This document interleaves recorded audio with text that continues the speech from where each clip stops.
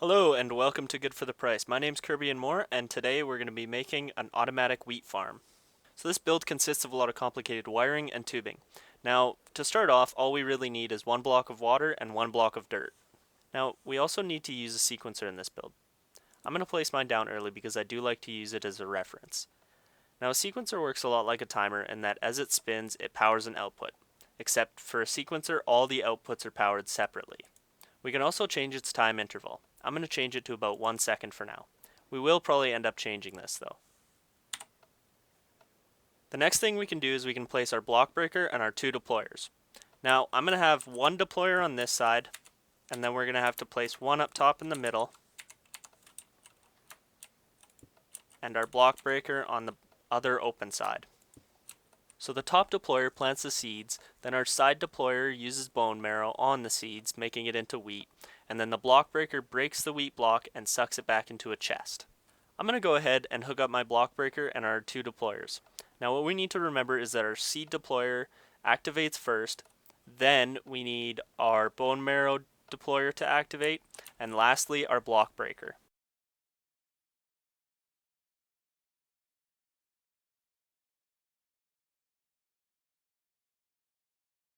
Now we can head back to the front and make sure that our deployers and our block breaker are working. Our deployers, the iris, will open up, but the block breaker won't actually do anything unless you put a block in front of it. If you did power it the same like the other deployer we did here, it should be working. So here comes the tricky part. We have to hook up all of our stuff with tubing. Now, I'm using pneumatic tubing just so if it did run into a redstone current, it won't be activated. And the easiest deployer to start out with is our bone marrow one here. So the way we're going to provide our deployer with bone marrow is we're going to use an energy collector next to a condenser. Now the way this works is this energy collector absorbs sunlight and turns it into EMC for the condenser. So I'm going to put a piece of bone marrow in there. You should see it start to rise. Now because I'm using an energy collector Mark III, it will go pretty fast. You can use any other energy collector though. The next thing we need to do is we need to put a filter on our condenser to pull the bone marrow out and put it into the deployer. So I'm going to put it right next to it there. I'm also going to need to power that filter using a timer that will be separate to our other wiring system.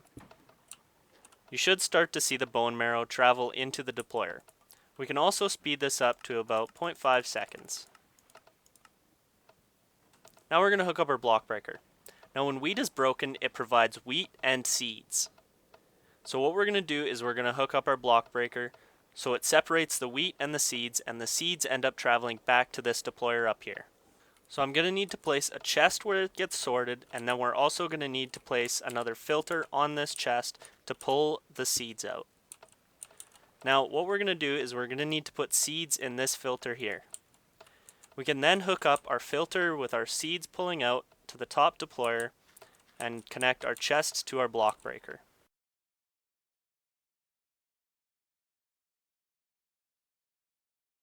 Now we can place a few stacks of seeds in the chest here, and then hook up our filter to a timer. We can also speed this timer up to about 0.5 seconds. Once you hook up your last filter, you should see the machine start to do its work. Now it's working a little slow, so I think I'm going to go speed up that sequencer.